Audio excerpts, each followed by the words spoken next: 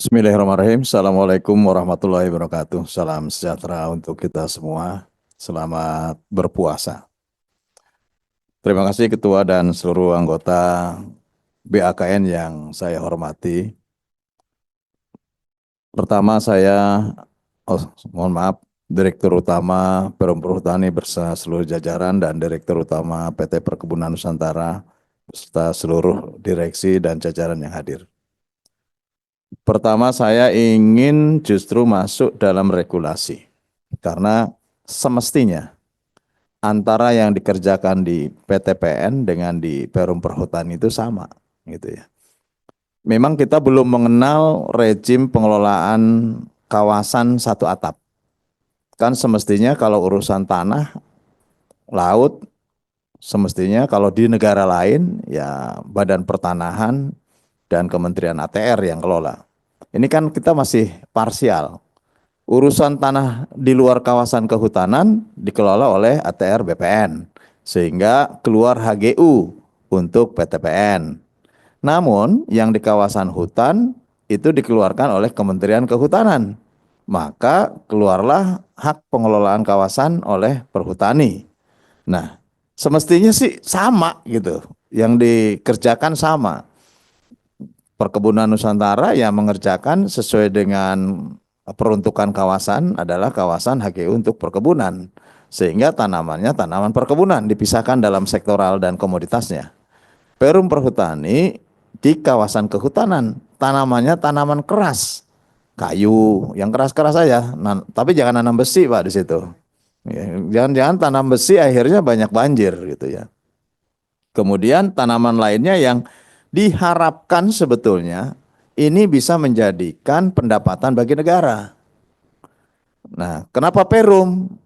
Karena Perum di dalamnya masih ada penugasan untuk, kan pengelolaan kawasannya dua, kawasan hutan produksi dan kawasan hutan lindung.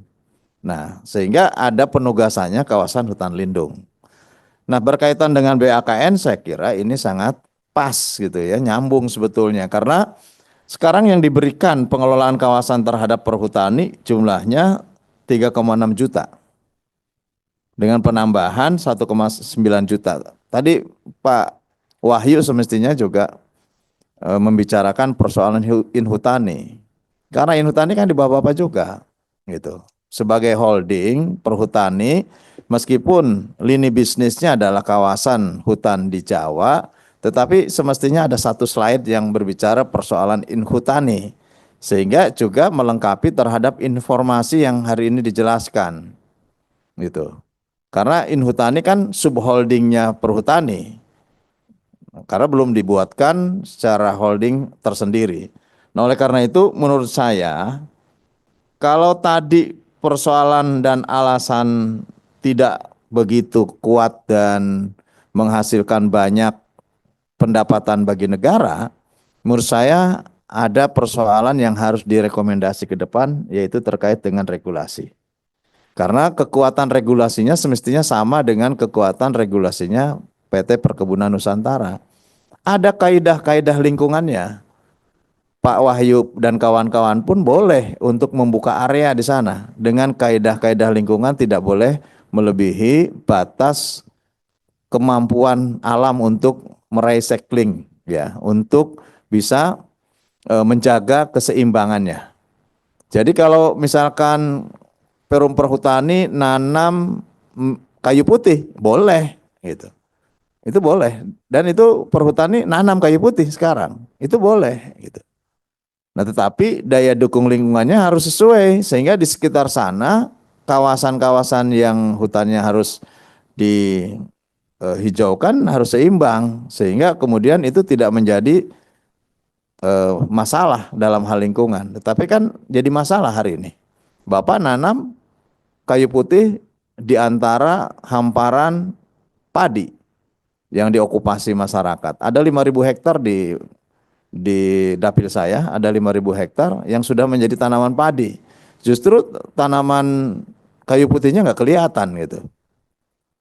Nah, ini yang menurut saya harus menjadi pembicaraan di BAKN hari ini. Karena negara memberikan kawasan seluas 3,6 juta ini supaya menjadi kekuatan fiskal bagi negara kita. Nah, oleh karena itu ada beberapa catatan saya kira ya. Yang kalau tadi bahwa disebutkan pada setiap satuan pohon yang ditebang harus juga ditanam. Di Indonesia ini terkenal dulu namanya TPTI. Tanam apa namanya? Tebang pilih. Tebang pilih itu yang nebang yang sudah siap dijual. TPTI itu tanam intensif. Tapi seringkali dipelesetkan. Tebang pilih, tanam insya Allah. Ini yang menurut saya paradigma ini jangan terjadi. Saya meyakini bahwa di levelnya Pak Wahyu dan kawan-kawan direksi amanah. Sesuai dengan tagline-nya BUMN, amanah. Namun saya tidak meyakini di level bawah operasional itu betul-betul bisa menjaga kawasan ini dengan baik. Saya yakin. Karena seringkali saya melihat berkunjung dan nanti BAKN saya kira kita jadwalkan berkunjung ke kawasan perhutani, ke kawasan PTPN, bahwasanya pertama juga tapal batas kita nggak pernah jelas.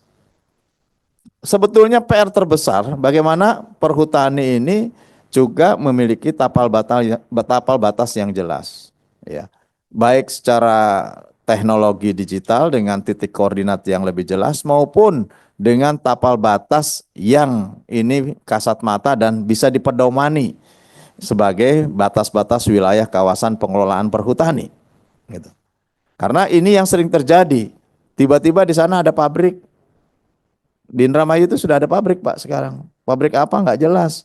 Kemudian dipinjam kawasan. Ini juga bahaya nih. Pinjam kawasan hutan dengan pola IPKH, IPPKH dengan IPPKH. Jadi pinjam kawasan hutan dengan membayar iuran IPPKH. Ini juga bahaya menurut saya gitu ya. Sisi lain Peru mendapatkan penugasan untuk mengelola kawasan hutan dengan jenis kayu atau dengan tanaman keras tertentu, tetapi pada sisi lain kemudian ada kebijakan untuk meminjamkan kawasan hutan untuk dieksploitasi pertambangan. Kita lihat nanti. Saya minta menjadi catatan penting kita melakukan sidak kepada kawasan-kawasan di Perum Perhutani yang saat ini menjadi kawasan pertambangan. Karena ini menjadi tidak sesuai dengan peruntukan. Gitu. Nah, oleh karena itu menurut saya ini penting untuk nanti bisa dijalankan. Saya yang belum jelas tadi, dari 3,6 juta hektar yang diberikan hak pengelolaan oleh negara, CQ Kementerian Kehutanan, berapa yang dikelola secara produktif Pak Wahyu? Mohon izin interaktif sedikit Pak. Kalau di perhutani Pak, dari 2,4 juta, Ya. itu 1,1 sudah diambil kembali pemerintah melalui hutan sosial dari yang Pak sampaikan tadi Pak. Ya, Nah, tinggal 900.000. Tinggal 1,3 Pak. 1,3. 1,3 itu yang produktif itu kira-kira 800-an Pak. 800. Ya. Yang 900.000 itu kayu ya. Betul. Ya. Nah, kalau dari 1,3 juta kawasan hutan, oke 1,1 juta dijadikan kawasan perhutanan sosial sesuai dengan programnya Pak Jokowi. Gitu. Mudah-mudahan tidak ada perubahan dengan kebijakannya Pak Prabowo. Kalau ada perubahan kebijakan berarti 1,1 juta harus dipertanggungjawabkan.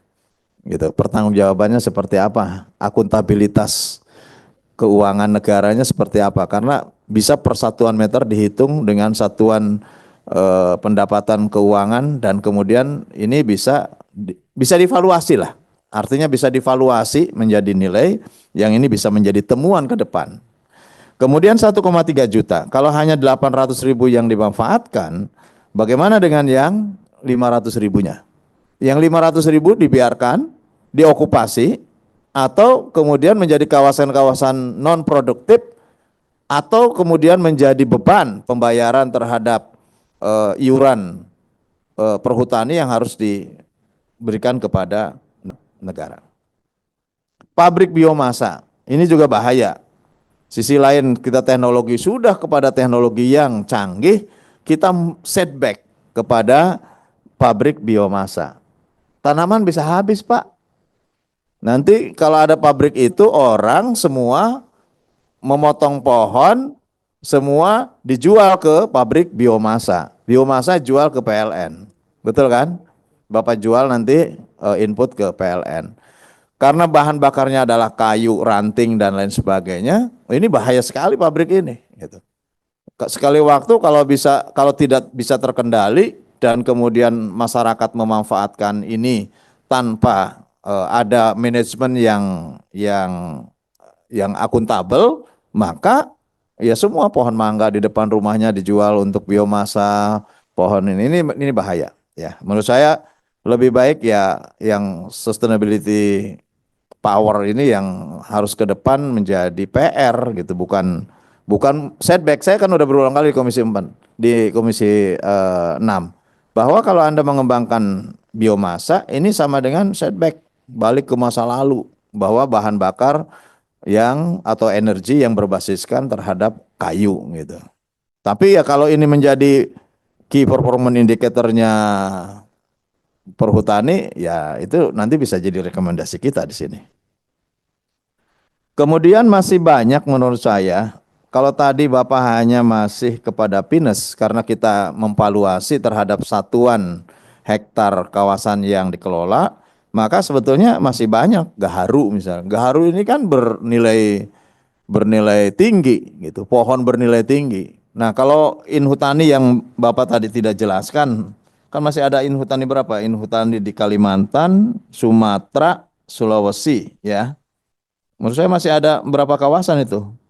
Nah, ini yang nanti barangkali PR untuk menambahkan informasi, saya minta dalam jawaban tertulis.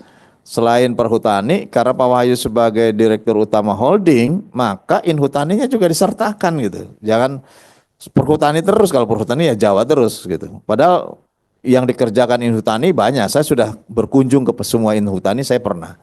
Dan selalu persoalan berhubungan dengan aparat penegak hukum bukan di perhutani, yang di inhutani itu biasanya yang terjadi gitu. Jadi mohon nanti untuk menjamin akuntabilitas pengelolaan kawasan, menurut saya mohon inhutani juga disertakan dalam presentasi. Karet itu sebetulnya tanaman keras, Pak.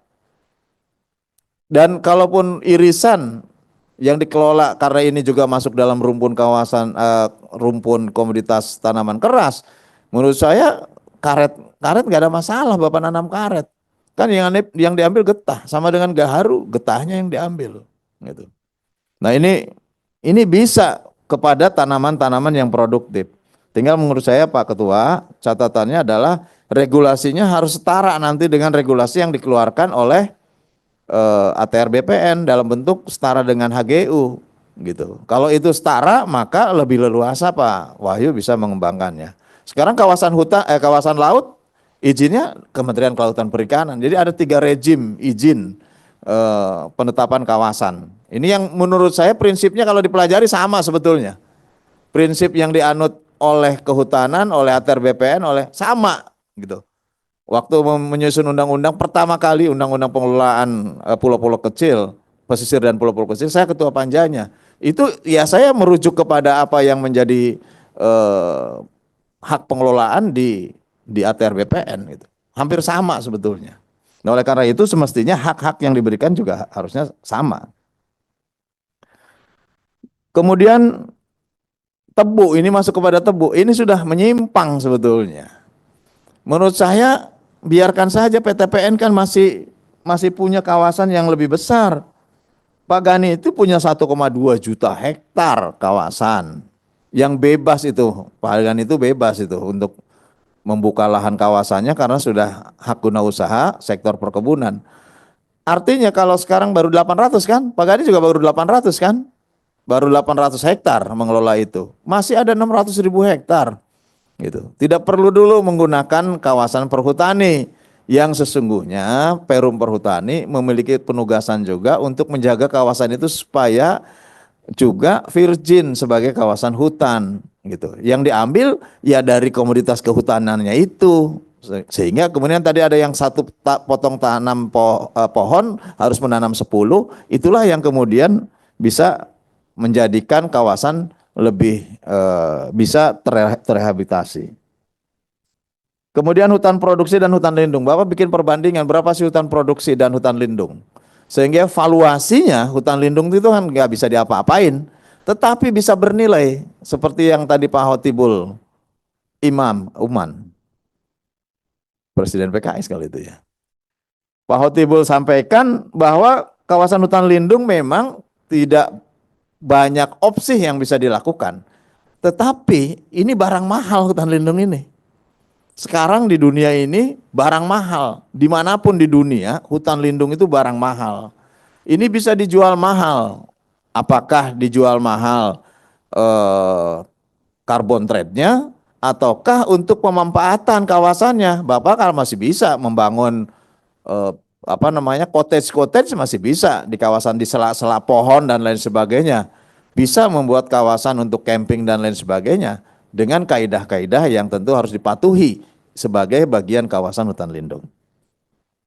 Saya kira itu dulu dalam perspektif saya, sehingga kalau hanya merujuk kepada temuan BPK yang kemudian harus dijawab itu normatif sekali itu. Jawabannya normatif sekali, hanya menerangkan justru hal-hal yang terkait dengan akuntabilitas pengelolaan ataupun tata kelola kawasan perhutani ini yang menurut saya harus betul-betul kita gali di sini. Karena instrumennya ada, kita bisa melakukan instrumen melalui pemeriksaan dengan tujuan tertentu. Misalkan terhadap pengelolaan kawasan, divaluasi berapa kawasan itu, berapa yang hari ini bisa dihasilkan dan apa tujuannya ke depan, sehingga progres tahun 2030 bahkan mungkin ke 2045 Indonesia emas, menurut saya ini yang harus menjadi tahapan yang tidak keluar dari peruntukannya. Nah, PTPN sedikit saya kira saya sudah sering sekali saya mendapatkan penjelasan dari Pak Gani, namun selalu bahwa valuasi ini hanya merujuk kepada laporan hasil keuangan. Betul, semenjak Pak Gani pimpin, sama PTPN semenjak Pak Wahyu yang pimpin, ini nggak pernah rugi. Dulu rugi terus BUMN tuh aneh gitu. Bahkan saya dulu kesal-kesalnya di perhutani karena rugi terus, berapa kali tuh ganti direksi itu. Pokoknya ganti gitu. Karena ya sejak Pak Wahyu untung. Sejak Pak Gani di PTPN lebih revolusioner. Keuntungannya melejit. Hutangnya semakin turun. Tinggal berapa Pak sekarang? 33 dari 47 triliun. Nah, dari 47 triliun tinggal 33 triliun. Pak Gani ini memang harus dimuseumkan gitu ya. Orang-orang yang berhasil dimuseumkan maksudnya. Supaya ada catatan sejarah gitu ya. Nah, saya kira memang kita harus dorong Pak Gani. Jadi BAKN bukan hanya untuk jangan dipersepsikan untuk mencari kesalahan, bukan. Tapi untuk sama-sama kita menggali potensi-potensi mana yang ini bisa dikembangkan lebih lanjut berdasarkan audit yang akuntabel. Gitu. Makanya kenapa diberikan kewenangan yang begitu luas BAKN ini oleh undang-undang, oleh tata tertib. Karena apa? Supaya bisa mendorong secara spesifik, secara khusus. Selama ini di komisi tentu kita juga bicara terkait dengan bagaimana peningkatan performa keuangan gitu ya. Tetapi di sini lebih jauh lagi bisa kepada tata kelola, kemudian kepada sumbatan, regulasi, dan rekomendasi ini nanti bisa disampaikan di dalam paripurna. Dan ini wajib dilaksanakan. Oleh karenanya menurut saya catatan yang paling penting Pak Gani mulai untuk melakukan valuasi juga sama dengan kawasan perhutani. Di PTPN harus melakukan valuasi. Dan Pak Gani sebagai Direktur Utama Holding sekaligus sebagai Direktur Utama Perkebunan Nusantara 3 juga membawahi Nusantara 1 dan Nusantara 4 yang sekarang mengkonsolidasikan terhadap PTPN lainnya. Tapi itu kan masih subholding, bukan subholding merge gitu ya. Itu kan masih ekosistem aja. Karena dikelompokkan saja toh. Gitu supaya Pak Gani lebih mudah untuk melakukan kegiatannya. Kemudian saya juga melihat kerjasama dengan pihak ketiga. Ini saya juga peruntukkan untuk perhutani. kadang-kadang saya melihat kok masih lebih banyak menguntungkan kepada pihak ketiganya gitu loh. Jangan-jangan backstreet ada perjanjian di atas perjanjian yang dilakukan oleh para, kalau Pak Gani tidak lah, kalau di atas saya yakin karena gajinya udah gede gitu ya. Ini yang di bawah-bawah ini. Saya pernah menelusuri salah satu restoran di kawasan yang bernilai tinggi, yaitu di puncak Cipanas. Saya ke situ dan kemudian digali, masa dengan memberikan kawasan areal lahan, pemandangan yang begitu indah, di hamparan pohon teh, masa hanya dikasih Bapak 10%? Kan nggak fair. Padahal keuntungan dari restoran itu, Bapak, itu keuntungannya itu bisa 100% dari restoran itu. Jadi menurut saya lebih baik kalau memang pihak ketiga terlalu memberikan porsi yang lebih kecil, sebaiknya seperti Bapak membangun restoran Boska di Jalan Insinyur Haji Juanda. Itu saya menyukai Boska itu. Dan aku lihat Boska semakin diminati, Bapak semakin mengembangkan Boska itu. Buatlah sendiri sudah. Ada Danantara sekarang. Masa Danantara nggak mau memberikan modal untuk hal-hal yang produktif? Menurut saya sudahlah, kalau terlalu murah bangun sendiri aja Pak. Jadi supaya pendapatannya juga lebih optimal. Nah ini yang menurut saya akan digali nanti di sini. Dan saya harap tidak pertemuan satu kali ini, tentu nanti ke depannya bagaimana ini masuk dalam pembicaraan bersama juga dengan BPK, supaya mana kita bantu ini perhutani, PTPN, baik dari sisi regulasi, tata kelola, keuangan, betul-betul bisa menjadi aset yang menguntungkan bagi negara. Kemudian penanaman komoditas Pak, teh, kopi, sawit. Nah Pak Wahyu juga bisa menanam kopi. Kopi itu bisa menjadi juga komoditas tanaman keras Pak, di kawasan-kawasan tertentu. Nggak usah, oh ini nggak boleh. Nanti kita panggil deh Menteri Kehutanannya ke sini. Gitu. Ya kalau pada sisi lain regulasi nggak boleh, tetapi pada sisi lain itu bisa nanam di sana dan bernilai ekonomis. Loh, buat apa? Dan komoditas ini juga masih satu rumpun gitu. Jadi mohonlah yang gini-gini didudukan pada regulasi yang tepat. Kemudian kalau di PTPN ya sawit. Pak Gani, saya berulang kali ini. Ini dunia sudah terbalik di Indonesia. Dulu BUMN ini menguasai 60% tanaman sawit di Indonesia. 30 tahun lalu. Sekarang sudah 30 tahun berlalu, kita hanya menguasai 5% melalui PTPN dan PTPN. PTPN dan PTPN. Hanya 5% Pak. Nah, harusnya ini dengan penggalaan, apalagi dengan sekarang Pak Prabowo akan memindahkan kawasan-kawasan yang ilegal menjadi milik negara melalui PT apa itu? Agrinas. Melalui Agrinas lah, itu karena ada PT-PT Agrinas banyak. Itu kan BUMN juga. Nah, bisa dikerjasamakan menurut saya untuk memperluas kemampuan negara menguasai hajat hidup rakyat. Ini sawit ini menjadi hajat hidup rakyat. Derivatif produknya banyak sekali gitu. Kita hanya butuh 17% saja bisa langka minyak di sini, hanya butuh 17%. Tetapi ya ini belum ada secara signifikan dilakukan oleh negara ini. Saya kira ke depannya saya yakin Presiden Prabowo Subianto akan lebih punya visi untuk bisa memberikan kedaulatan hajat hidup masyarakat ini gitu. Oleh karenanya Pak Gani juga harus punya roadmap yang lebih meloncat gitu. Selain sudah punya historis yang berhasil, punya masa depan yang bisa berhasil lagi. Nah ini sawit menurut saya bisa dikuasai. Bangun Pak pabrik kelapa sawit untuk para pemilik 50% sawit rakyat. Sawit rakyat berapa sekarang? 45-50% lah ya. 42%. 42%. 42% sawit rakyat. Kalau komoditas sawit internasional lagi turun, Nah, swasta-swasta ini ngerem produksi. Kalau ngerem produksi yang jadi korban siapa? Sawit rakyat.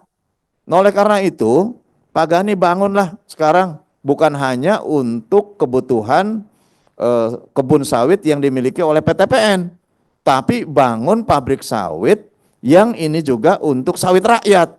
Kalau ini bisa dibangun 42% pindah semua ke PTPN plus 5% milik Pak Gani. Berarti 47% sudah mayoritas. Tidak ada lagi nanti kekurangan minyak sawit di dalam negeri yang kebutuhannya hanya 17% itu. Jadi ya harus begitu. Visi Pak Gani meskipun Pak Gani badan lebih kecil, tapi visinya lebih besar daripada badannya. Pak Gani ini sahabat saya lama. Nah, kemudian tapal batas sama Pak. Tapal batas Bapak juga harus diperjelas. Jangan tiba-tiba Bapak nanti ada kasus seperti PTPN 8 berkasus dengan yayasan tertentu. Nah, pada akhirnya kemudian seolah-olah itu politik. Padahal kan memang tapal batas beneran. Gitu loh. Itu adalah kawasan PTPN yang diokupasi dan kemudian telah beralih tangan pada akhirnya seolah-olah bahwa itu di luar kawasan. Nah, kalau ini terjadi, ya perkuat tapal batasnya. Gitu. Jangan dibiarkan. Kalau dibiarkan boleh Bapak bekerja sama dengan masyarakat, ya bagus. Masyarakat punya pendapatan, punya konsesi, tapi dengan kerjasama yang saling menguntungkan, tetapi juga sesuai dengan asas hukum yang berlaku. Alas haknya adalah milik siapa dan tentu berapa lama. Kalau bisa dijalankan secara tertib, saya kira semuanya akan menjadi kebaikan untuk kita. Selebihnya saya usul kepada pimpinan, kepada ketua rapat, nanti barangkali memang belum ada kesimpulan, tetapi ini bisa kita tindak lanjuti untuk kita mendorong, terutama dari sisi regulasi dan kemudian akuntabilitas pengelolaan kawasan agar perhutani dan perkebunan Nusantara ini betul-betul memberikan kontribusi bagi bangsa dan negara. Terima kasih. Assalamualaikum warahmatullahi wabarakatuh.